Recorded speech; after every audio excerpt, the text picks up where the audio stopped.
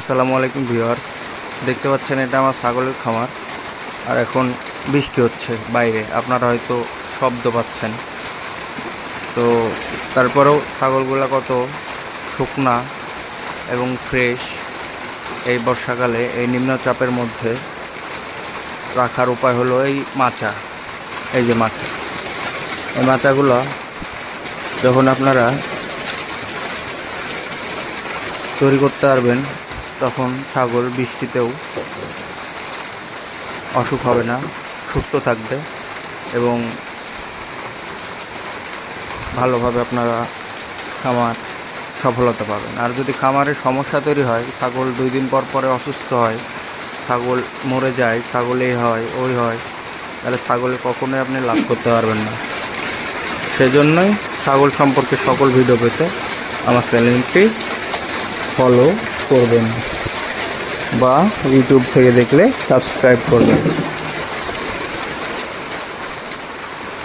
তো ছাগলগুলো দেখেন, আমি অনেক ছাগল বিক্রি করে দিয়েছি, আর আছে এই কয়টা। এখন ওরা খাওয়ার জন্য মারামারি করতেছে। দেখুন ওখানে কিভাবে খাচ্ছে ছাগলগুলা।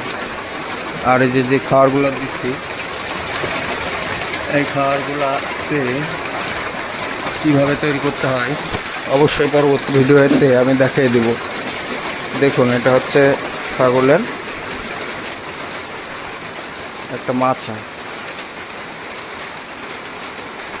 আর এর পরবর্তী টাইমে আমি দেখাবো ছাগল কিভাবে খাবার তৈরি করবেন, দানাদার খাবার অল্প টাকায়। ছাগল খাসি মোটা তাজাকরণে দানাদার খাওয়ার অল্প টাকায়, পরবর্তী ভিডিও।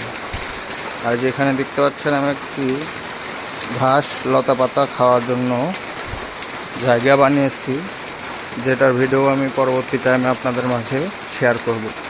আর আপনারা যদি অবশ্যই আমার চ্যানেলটি সাবস্ক্রাইব করেন, আপনাদের যদি সাড়া পায়, তবেই আমি ভিডিও আপলোড করব। ধন্যবাদ, সবাই ভালো থাকবেন। দেখা হবে নতুন কোনো ভিডিওতে।